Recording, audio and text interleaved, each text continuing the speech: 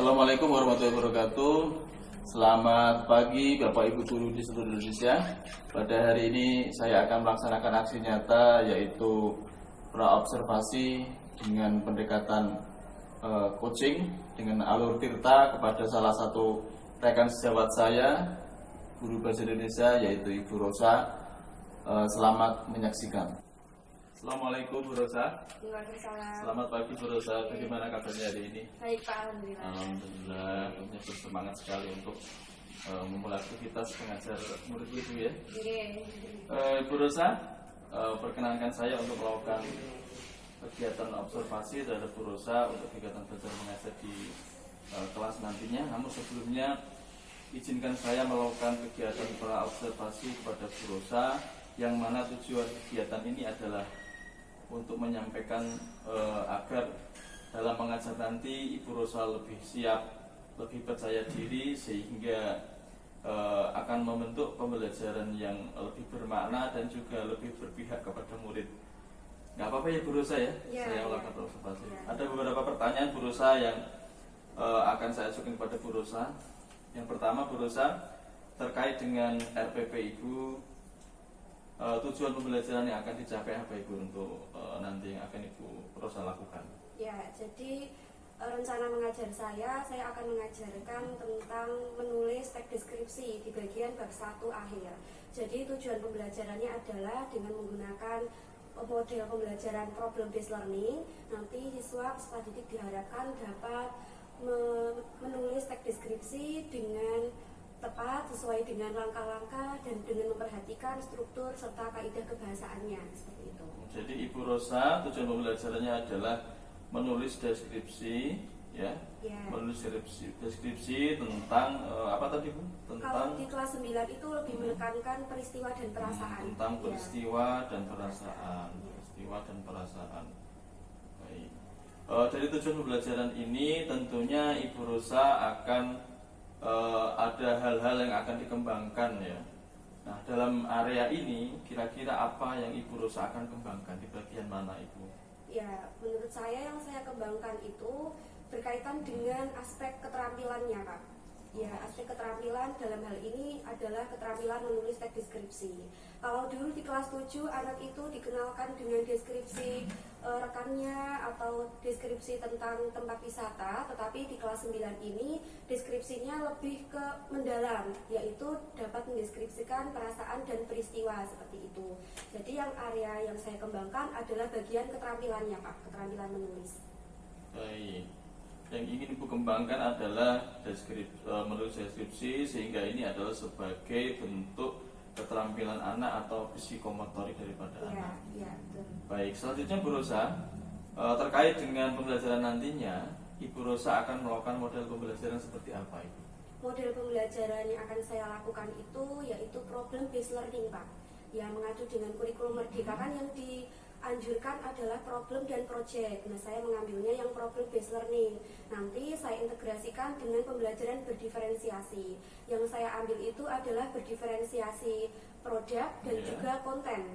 Kontennya ini yang dimaksud adalah berkaitan dengan isinya, isi materinya. Nanti saya menyediakan beberapa puzzle seperti itu, nanti berisi gambar. Nah, nanti setiap kelompok itu mendapatkan gambar atau puzzle yang berbeda sesuai dengan kebutuhan atau minat mereka, seperti itu. Sedangkan untuk produknya, nanti di akhir setelah anak-anak itu menulis teks deskripsi, nanti mereka mengembangkan dalam bentuk yang lebih kreatif. Nanti mereka dapat memanfaatkan aplikasi seperti Canva atau aplikasi editor lainnya. Untuk anak yang jenisnya visual itu dia lebih ke poster ataupun dengan memanfaatkan Canva itu. Kemudian untuk yang kinestetik, nanti mereka bisa membuat video, dan juga yang auditory nanti mereka bisa membuat podcast dari teks deskripsi yang mereka buat. Seperti itu Pak. Wah, bisa lengkap sekali. Kalau kau boleh bertanya Ibu, kenapa Ibu memilih problem based learning? Iya, karena dengan problem based learning itu nanti anak dilatih untuk mengembangkan keterampilan dalam berkelompok, bekerja sama, kemudian mereka juga lebih kreatif dan juga dapat berpikir kritis, seperti itu Pak. Ya, memecahkan masalah. Ya. Jadi mereka supaya berpikir lebih kritis, kemudian muncul ide baru, supaya lebih kreatif. Okay. Jadi diferensiasinya sudah jelas, ada dua, diferensiasi pada konten dan juga diferensiasi pada produk. Ya. Terkait dengan strategi pembelajaran yang akan Ibu lakukan apa nanti? Strateginya mengacu dari model pembelajaran yang saya pilih. Nanti saya akan melaksanakan ceramah dulu Pak pertama, kemudian nanti ada penugasan. Nah, penugasan di sini untuk pertama itu penugasan kelompok, karena nanti saya membagikan beberapa puzzle. Jadi nanti rencananya ketika saya akan mengajar itu ada 8 kelompok, di mana nanti masing-masingnya itu kan berbeda sesuai dengan pembelajaran berdiferensiasi. Selanjutnya nanti juga ada penugasan individu, karena setiap keterampilan menulis setiap anak itu berbeda-beda. Maka dari itu selain penugasan kelompok, nanti kelompoknya bekerja samanya dalam menyusun puzzle. Sedangkan nanti untuk penugasan individunya lebih ke keterampilan menulis seperti itu. Ya. Jadi di awal Ibu akan melakukan metode ceramah, strategi ceramah untuk memberikan sedikit penjelasan kepada murid-murid mungkin ya tentang itu apa, kemudian bagi kelompok menjadi 8 sesuai dengan kesiapan belajar mereka, karena tadi Ibu sudah terintegrasi dengan berdiferensiasi. Ya, betul sekali. Selanjutnya Ibu Rosa, media pembelajaran yang akan Ibu gunakan adalah apa ini Ibu? Media pembelajarannya, karena ini kan sudah era teknologi, jadi saya sedikit akan memanfaatkan teknologi dengan menggunakan media Canva. Canva itu nanti saya ambil PPT seperti itu Pak, PowerPoint-nya. Tapi kan kalau di Canva lebih kreatif seperti itu. Kemudian selain Canva juga saya sudah membuat puzzle. Nah, puzzle itu saya buat juga dengan menggunakan media Canva. Ya, seperti itu. Kemudian untuk refleksinya, rencananya kalau nanti tidak terkendala, saya menggunakan media Padlet.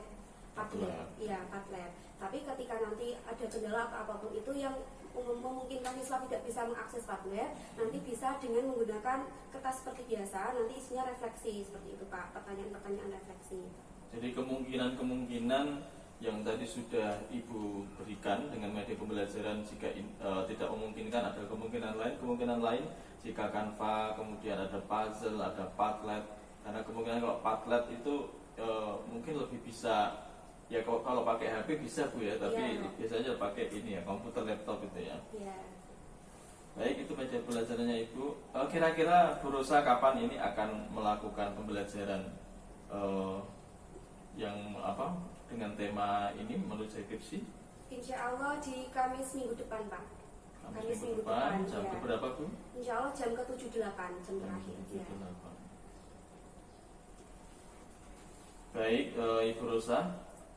Setelah tadi kita melakukan observasi, selanjutnya nanti kita akan melaksanakan observasi di hari Kamis mendatang ya. Setelah itu kita akan melakukan percakapan pasca observasi. Semoga nanti Ibu Rosa dalam mengajar diberi kelancaran sesuai dengan yang tertera pada RPP Ibu, kemudian lebih berpihak kepada murid. Terima kasih Bu Rosa waktunya pada hari ini, dan mungkin di pertanyaan terakhir saya, kira-kira apa yang kita dapatkan Ibu Rosa dari percakapan kita, ngobrol kita di pagi hari ini Bu? Ya, yang saya dapatkan, saya menjadi lebih percaya diri dalam mengajar besok. Jadi saya memiliki seperti kekuatan seperti itu Pak, karena kan bisa sharing-sharing seperti itu. Kemudian juga mengajar saya juga lebih terarah atau terorganisir seperti itu. Ya, lebih prepare lah Pak. Terima kasih Bu Rosa waktunya, sampai ketemu di Kamis depan untuk pelaksanaan observasi. Terima kasih Bu Rosa. Sama-sama. Baik, kita akan melaksanakan observasi terhadap pembelajaran Bu Rosa di kelas 9G. Bu Rosa nanti silakan mengajar, saya akan mengajar di belakang. Bu Rosa.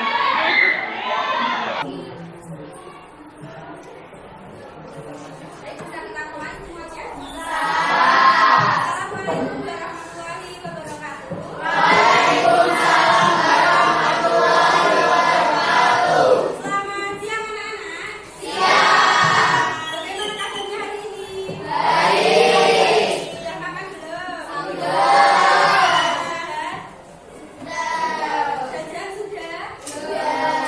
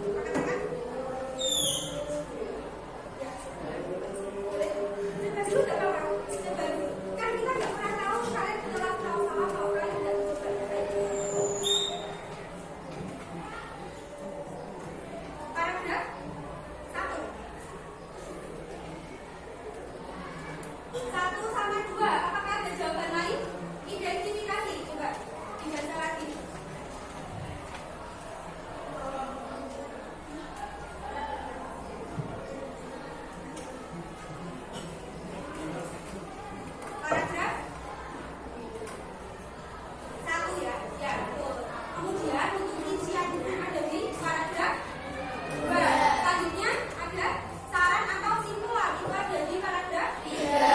Gitu ya, itu contoh dari struktur. Kita mengulang sedikit saja sebelum kalian nanti tulis. Nah, perhatikan gambar berikut. Itu apa? Gambar apa itu? Coba buat kalimat berdasarkan gambar yang ada di salindia. Coba seperti yang kita pernah lakukan, satu kalimat satu orang. Siapa mau jawab? Silakan. Ayo. Ibu dan ayah sedang pergi ke pasar. Terus apa lagi? Coba yang barisan sebelah sini. Ibu dan ayah sedang pergi ke pasar. Belva?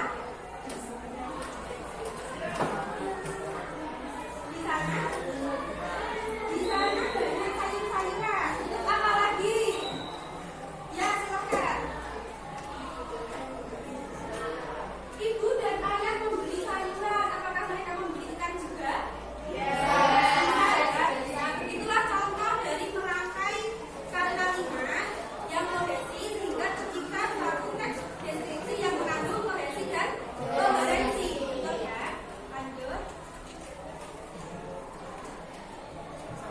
Nah, ini adalah langkah-langkah menulis teks deskripsi. Nanti untuk kegiatan pembelajaran hari ini, Ibu sudah menyiapkan sebuah puzzle. Nanti kalian akan bekerja secara berkelompok. Nanti satu kelompok terdiri dari 4 anak. Ya. Jadi total pas ini ada 8 kelompok. Masing-masing kelompok nanti mendapatkan puzzle yang berbeda. Apa isinya puzzle itu? Adalah gambar. Silakan nanti anak-anak membuat sebuah teks deskripsi berdasarkan gambar tersebut. Misalnya di gambar itu ada tulisan hobi, berarti nanti kalian membuat teks deskripsi bertema hobi. Betul sekali. Itu ya, langkah-langkahnya bagaimana? Yang pertama, nanti kalian menentukan dulu, melihat dulu, oh ini ternyata gambar yang ada di puzzle itu gambar hobi atau pasar misalnya ya. Dan nanti kalian menentukan, oh yang akan saya ceritakan pengalaman saya ketika berbelanja ikan misalnya di pasar. Itu ya, jadi buat temanya dulu. Lanjut Mbak. Yang kedua, kalian mendeskripsikan atau identifikasi elemen utama mulai dari warnanya. Kalau mendeskripsikan benda ya, tapi karena kalian fokusnya itu lebih ke peristiwa sama perasaan, nanti kalian menekankan bagaimana perasaan kalian atau bagaimana peristiwa tersebut terjadi. Jadi lebih detail seperti itu, sehingga pembaca itu seakan-akan bisa membayangkan apa yang kalian tulis. Yang ketiga, jangan lupa ketika menulis kalian harus memperhatikan struktur. Strukturnya ada 3, mulai dari identifikasi umum, terus deskripsi bagian, dan yang terakhir adalah simpulan. Ya, simpulan itu jangan lupa kalian nanti memberikan perasaan ataupun kesan-kesannya ya. Lanjut Mbak. Kemudian ini contoh dari penulisan berdasarkan struktur, mulai dari pendahuluan, deskripsi bagian, kemudian ada simpulan. Lanjut, ini bagian tak share aja ya. Setelah kalian nanti membuat teks deskripsi, silakan kalian nanti bekerja sama dalam kelompok, misalnya ditelitikan, jadi diteliti teman-temannya satu kelompok gitu ya, tapi bagian ya. Nah, penugasan hari ini, bekerjalah secara berkelompok untuk menyusun potongan puzzle sehingga menjadi gambar yang utuh. Buatlah sebuah teks deskripsi secara individu berdasarkan gambar tersebut. Kemudian satu kelompok memiliki tema yang sama tapi judulnya beda. Perhatikan perbedaan tema dan judul.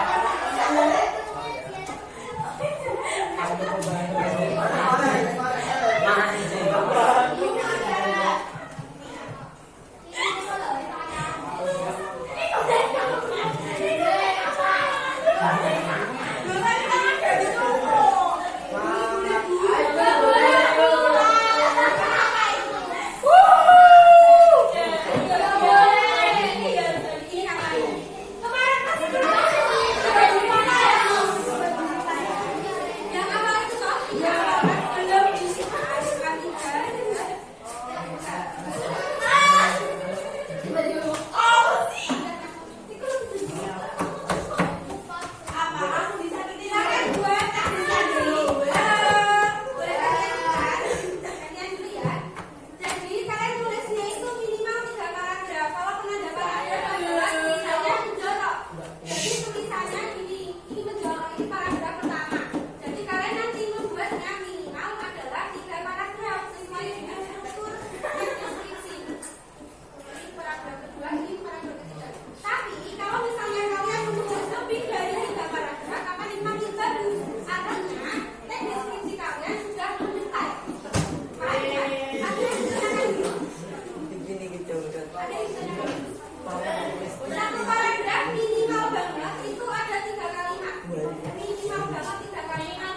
Ini paragraf yang kurang bagus, tapi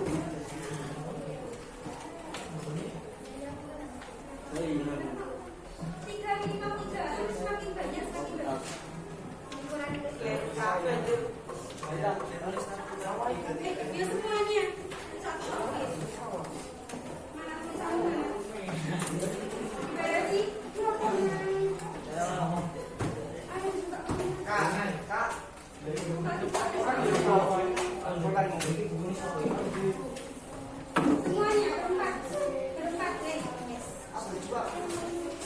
Enggak selesai.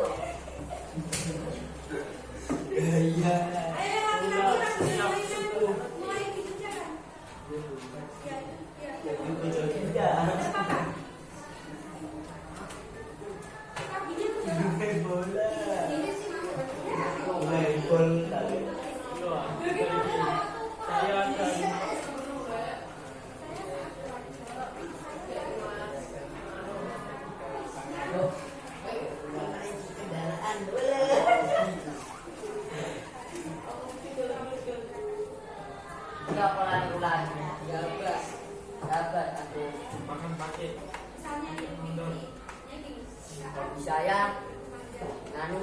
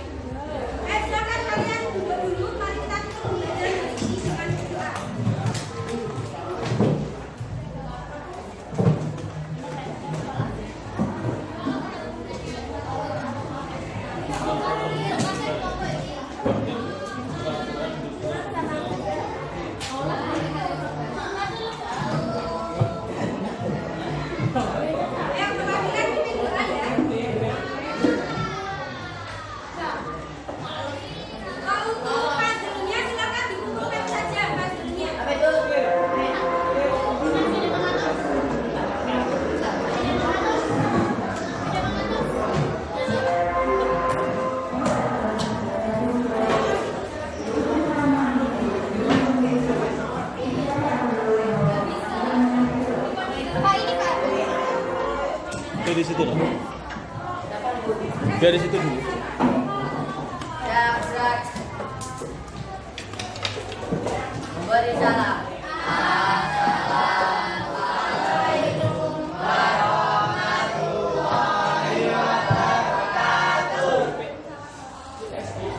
Doa mulai.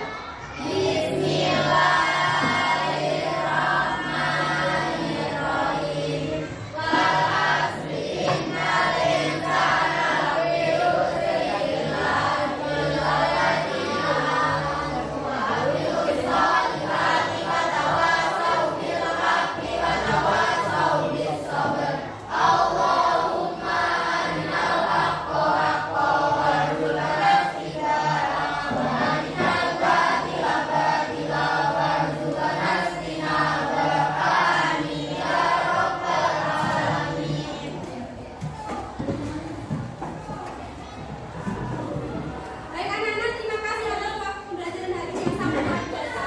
Untuk pertemuan berikutnya, Ibu harap kelas ini semakin aktif ya. Assalamualaikum warahmatullahi wabarakatuh.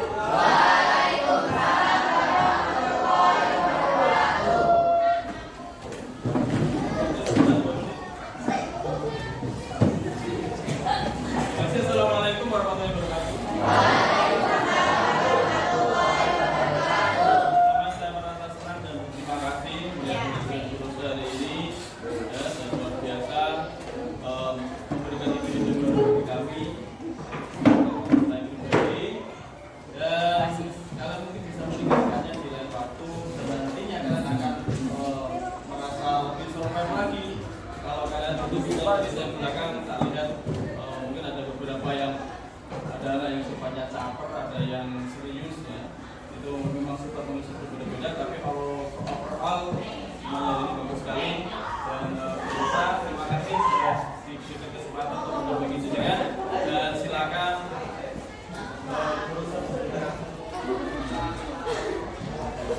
silakan kalian mempersiapkan hasil rutin sore hari dengan lebih baik lagi ya. Selamat pulang sampai rumah, semoga selamat sampai tujuan. Assalamualaikum warahmatullahi wabarakatuh.